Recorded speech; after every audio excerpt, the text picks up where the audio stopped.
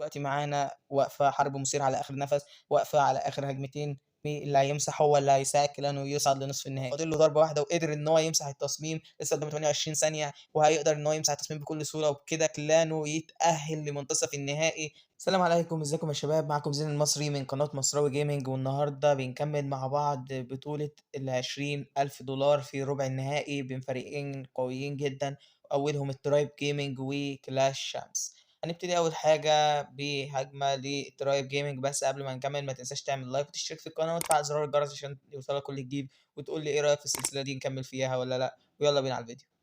طيب أول هجمة معانا لواحد من فريق كلاش شامبس.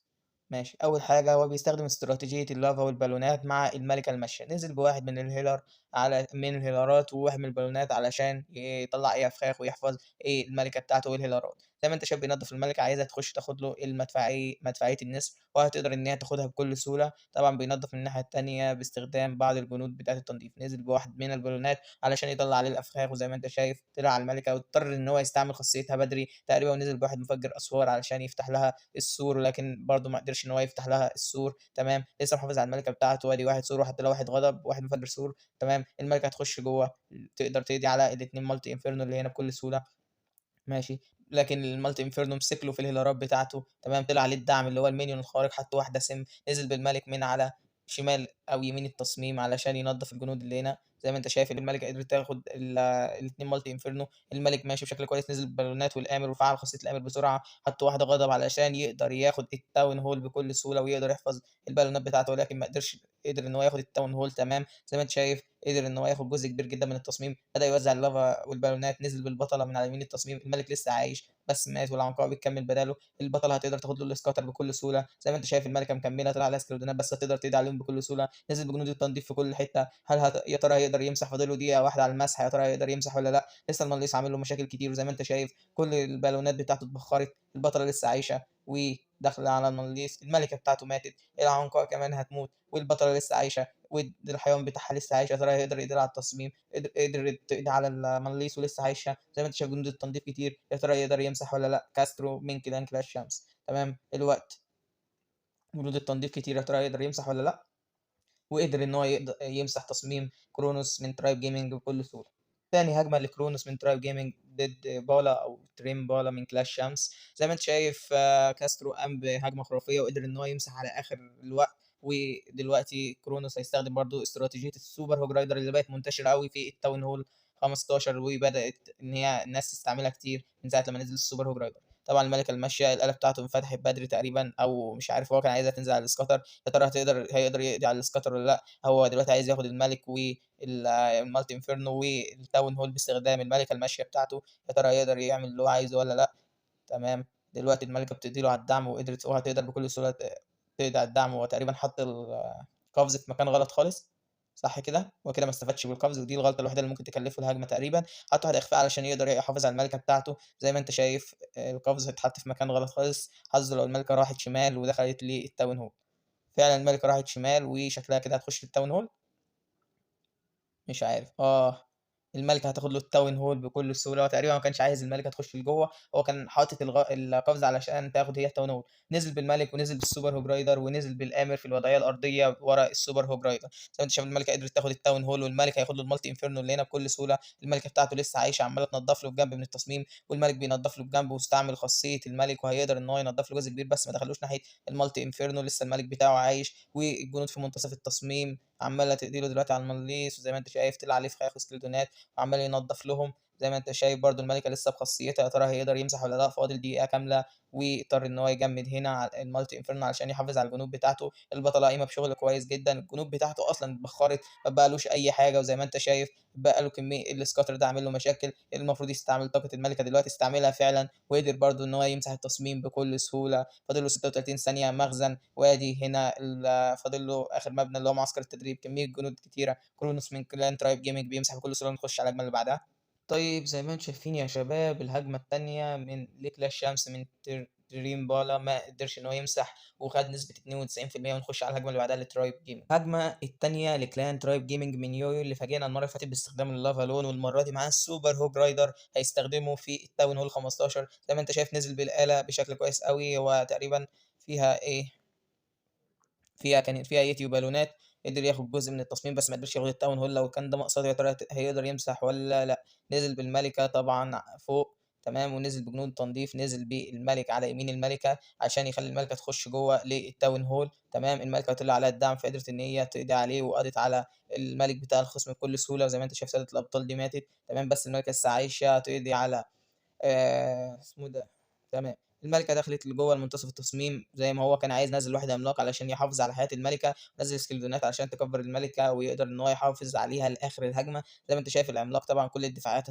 هتبتدي تضرب فيه ويقدر إن هو يحافظ على الملكة بتاعته. الملك ما استعمل خاصيته على يمين التصميم وياخد الscatter ده بكل سهولة. نزّل على طول السوبر هوج رايدر ونزّل الملك وراهم في الوضعية الأرضية. استخدم الهوج رايدر في إن هو يقضي على الدفاعات تمام. زي ما أنت شايف حط واحدة غضب. المفروض إن هو يستعمل خاصية الآمر واستعمل خاصية الآمر تقريبًا دلوقتي تمام. زي ما أنت شايف الدنيا هنا خربانة في منتصف التصميم. الملكة قدرت إن هي تاخد له التاون هول وماتت. زي ما أنت شايف الجنود في منتصف التصميم عاملة شغل كبير. حط واحدة هيل عشان يحافظ على الدنيا دي. البطلة بتقضي له على المنليس واضطر إن هو يجمد المالتي انفيرنو ده، لكن السكاتر بيضرب في الجنود بتاعته. يا ترى جمد السكاتر فعلًا. زي ما أنت شايف الجنود بتاعته بتكتسح التصميم وبتاكله واحدة واحدة. لسه قدامه دقيقة. يويو من كلان ترايب جيمنج لسه معاه كمية جنود محترمة. لسه معاه خاصية الملكة. قدامه لسه دقيقة كاملة. يا ترى هيقدر يمسح والّا لأ؟ زي ما أنت شايف جنوده كتير كمان. اضطر إن هو يعمل إخفاء على الجنود عشان يحافظ عليهم لأطول وقت ممكن تمام. اتبقى له دفاعين 2 بس اللي هم وخلاص قضى عليهم. اللي هو فاضل له بس الأرشر وهيقدر يمسح بكل سهولة. لسه قدامه 39 ثانية يمسح بكل سهولة. يويو من كلان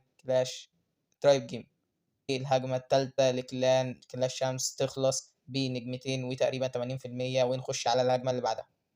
وبكده هجمة ريكيرز هو كمان من ترايب جيمنج واحد من أفضل لاعبين الكلان ده ما قدرش إن هو يمسح وخد نسبة تقريبًا 85%. ونخش على الهجمة اللي بعديها واللي هي الرابعة لكلاش شمس. مع إن هجمة ريكيرز كانت حلوة أوي بس ما قدرش يمسح. دلوقتي هجمة لوبيه من كلاش شمس هيستخدم استراتيجية تقريبًا الإلكترو تايتن تمام. نزل أول حاجة بالملكة ماشي، وابتدى إن هو بينضف جزء من التصميم. عايز ينضف ناحية المدفعية تمام. الملك قايمة بشغل جامد أوي على فوق على شمال التصميم تمام. هياخد بيها ملكة الخصم بكل سهولة. حط واحدة غضب علشان ياخد بيها ملكة الخصم بكل سهولة. زي ما أنت شايف دلوقتي الملكة رايحة ناحية السكوتر اللي هناك. يا ترى معاه واحدة استدعاء في السبلات بتاعته. يا ترى هيسحب بيها الملكة هيحطها فين دلوقتي. زي ما أنت شايف فعلًا سحب الملكة بالاستدعاء وحط الملك وهينزل الملك. حط الإلكترو تايتن. حط الجنود بتاعته. حط الملكة معاهم على أساس إن الهيلر تتبع الإلكترو تايتن وتحافظ عليها أكبر وقت ممكن. حط القفز عشان الجنود تعدي منتصف التصميم. الدعم طلع عليه. حط الآلة هيضطر يستعمل خاصية الآمر هيقضي على الدعم بكل سهولة. وآلة قذيفة الجذوع هتعمل له شغل حلو أوي في منتصف التصميم وهتفتح له الجدران. واحتمال تاخد له واحد من المالتي انفيرنو ده تمام. زي ما أنت شايف في حاجات كتير بتحصل في منتصف التصميم. قدر يقضي على 2 مالتي انفيرنو محافظ على الدنيا دي. والهيلرات بتهيل له الإلكترو تايتن ولكن للأسف الإلكترو تايتن طلعت من منتصف التصميم وخرجت برّه ناحية الملك تنضّف معاه. طيب الدعم خرج لمنتصف التصميم. الدعم بتاعه كان عبارة عن بالونات وييتي تقريبًا. زي ما أنت شايف هيقدر ياخد الtown hall بكل سهولة. الملكة بتاعته لسه عايشة ومعاه البطلة لسه عايشة. الإلكترو تايتن بينضّف مع الملك بشكل كويس. البطلة داخلة في الدفاعات وعمّالة تدمّر فيها. حط واحدة سكيلدونات على الملك علشان يقدر يقضي عليه بكل سهولة. زي ما أنت شايف الماليس دلوقتي هو الدفاع الوحيد اللي عامل له مشاكل تمام. والملكة بتضرب له في الماليس ولكنها ماتت. البطلة دخلت على الماليس حط واحدة تجميد علشان يقدر يقضي على الدفاعات دي. يا ترى هيقدر يمسح والّا لأ؟ لوب بيه من كلاش شامس. زي ما أنت شايف النسبة مقرّبة من بعض ولسه الحرب مولعة لحد دلوقتي. زي ما أنت شايف برضه قدامه لسه 46 ثانية مع جنود تنضيف برّه لكن مش كتير. البطلة لسه معاها خاصيتها. الهيلارات والإلكترو تايتن عاملين شغل جبار. اضطر إن هو يستعمل خاصية البطلة عشان يخلص من التصميم بسرعة. نزل بجنود التنضيف وقدر بالبطلة إن هو فاضل له آخر دفاع هيقضي عليه بكل سهولة دلوقتي وهيقدر يمسح. بصراحة الهجمة كانت كويسة أوي. قدر إن هو يمسح يخش على الهجمة الرابعة لكلان ترايب جيمنج. وبكده نبراكس من ترايب جيمنج هو كمان ما قدرش يمسح التصميم وخد نجمتين. ويلا بينا نروح على الهجمة اللي بعدها والأخيرة لكلاش شامس. زي ما أنتم شايفين تعادلوا في النجوم زي ما أنتم شايفين والنسبة بس هي اللي بتفرق. دلوقتي معانا واقفة حرب مثيرة على آخر نفس. واقفة على آخر هجمتين. مين اللي هيمسح هو اللي هيساعد كيلانو ويصعد لنصف النهائي.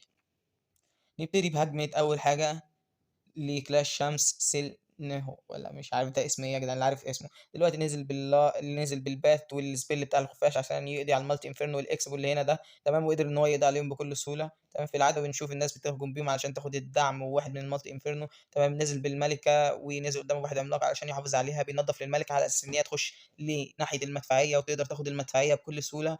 زي ما أنت شايف الجنود بتاعته قدر إن هو ينضّف المَلِكة بشكل كويس، ويحط لها واحد عملاق قدامها بحيث إن الدفاعات تستهدف العمالقة دي، ويقدر يحافظ على المَلِكة بتاعته لأكبر وقت. نزل بواحد Ice Golem علشان يغطي للمَلِكة، لكن المَلِكة حط لها واحد إخفاء مناسب أوي علشان تخش لجوّه وتقدر تاخد المدفعية. نزل بقاذفة الجذوع علشان تفتح له التصميم، لإن بس تقريبًا هو عايز ياخد بيها الMulti Inferno ده أو يفتح للمَلِكة التصميم مش عارف الصراحة. زي ما أنت شايف المَلِك بينضّف بشكل كويس أوي هنا، تمام. المَلِكة بتاعته لسه عايشة ولسه معاها خاصيتها، ولكن اضطر إن هو يستعمل خاصيتها علشان ياخد الMulti Inferno، ولكن المَلِكة راحت في الاتجاه التاني، فما قدرش إن هو ياخد بيها الMulti Inferno زي ما هو كان عايز، ولكن تقريبًا بالدعم هيقدر ياخد الMulti Inferno اللي هنا. زي ما أنت شايف هو معاه في الدعم تقريبًا ييتي، ولكن خرج عليه الدعم بتاع الخصم. زي ما أنت شايف سوبر مينيون نزل بالبالونات من ناحية التاون هول، ومعاه الملك في الوضعية الجوية لسه معاه بالونات برّه كتير. الملك خد له جزء كبير من التصميم، والسكاتر حط الواحدة السم علشان يقدر يمحي الدعم. استعمل خاصية الآمر وحط واحدة غضب علشان يخرج بعد ما يقضي على التاون هول، يخرج من سم التاون هول. يا ترى هيقدر يخرج والّا لأ؟ وقدر فعلًا، ولكن البالونات اتأثرت بشكل كبير، لكن لسه معاه كمية بالونات. نزل بالبطلة من فوق، طبعًا الملكة بتاعته ماتت. يا ترى البطلة هتعمل له شغل كويس هنا؟ المليس عامل له مشاكل فوق، تمام. هيقدر يقضي على المليس والّا لأ؟ مش هيقدر والّا إيه؟ قدر ياخد المليس دلوقتي السكاتر هو اللي عامل له مشاكل. استعمل خاصية البطلة وحط لها واحدة إخفاء علشان يحافظ عليها ويقدر إن هو يقضي على السكاتر اللي هيعمل له مشاكل مع البالونات. الجيش بتاعه اتبخر، ولكن جنود التنضيف بتوعه كتير. زي ما أنت شايف البطلة قايمة بشغل كويس، فاضل له برج الساحر ده، ولكن الوقت مش في صالحه. يا ترى هيقدر يمسح والّا لأ؟ قدامه 26 ثانية، جنود تنضيف كتير، ونشوف مع بعض. زي ما أنت شايف قدر إن هو يمسح على آخر الوقت، وبكده قدر إن هو يحافظ على فريقه ونخش على الهجمة الأخيرة لTribe Gaming. حرب مثيرة لآخر هجمة. زي ما أنت شايف لو coexist ده خسر Tribe Gaming هيودّع وينزل للlower bracket، فلازم إن هو يكسب الحرب دي علشان فريقه يصعد لنصف النهائي. طيب نزل بالملكة الماشية، طبعًا هيستخدم معاها لافا وبالونات، تمام. وبينضّف على يمين الملكة. زي ما أنت شايف الملكة هياخد بيها الscatter ده بكل سهولة، هو تقريبًا عايزها تروح ناحية المدفعية. خد الscatter وخد الإكسبو معاها، وعمل استدعاء للملكة. يا ترى هينزّلها ناحية الscatter التاني؟ استراتيجية شكلها هتبقى نار الاستراتيجية دي، وهيقدر يمسح التصميم ده بكل سهولة تقريبًا يعني. زي ما أنت شايف قدر ينضّف المَلِكة بشكل كويس أوي، ويودّيها فعلًا ناحية الإسكاتر. خدت أول حاجة الإكس بالأرض اللي كان هنا، ونضّف بواحد إلكترو دراجون على شمال المَلِكة بشكل كويس أوي علشان يقدر ياخد الإسكاتر بكل سهولة، وقدر فعلًا إن هو ياخد الإسكاتر. لكن المدفعية اتفعّلت وخدت له في المَلِكة بتاعته، بتضرب يعني في المَلِكة بتاعته. زي ما أنت شايف بينضّف كويس أوي باستخدام الإلكترو دراجون ولسه محافظ عليه، ولكن التنانين ابتدت إن هي الدفاع الجوي ابتدى إن هو يضرب فيه. نزل بواحد راكب تنين على أساس إن هو يقضي على المدفعية. حط واحدة غضب طبعًا علشان يحافظ على خاصية المَلِكة بتاعته. راكب التنين مش عارف يعمل حاجة قصاد المدفعية بسبب الاتنين مراقبين جويين. نزل بالمَلِك من فوق طبعًا، والمدفعية مستقصدة. نزل بالبطلة طبعًا علشان ياخد المدفعية. نزل بالبالونات بتاعته ومنتدى المعركة، في بالونات مع واحدة غضب وواحدة تجميد، ويستعمل خاصية الآمر علشان يدمّر دفاعات كتير. قدر ياخد الtown hall باستخدام الدعم اللي كان معاه في الآلة. زي ما أنت شايف المَلِكة عاملة شغل كويس أوي، وفتح لها الطريق علشان تقضي على الMulti Inferno ده. زي ما أنت شايف قدر إن هو مكمّل في الهجمة. لسه معاه خاصية البطلة ولكن استعملها،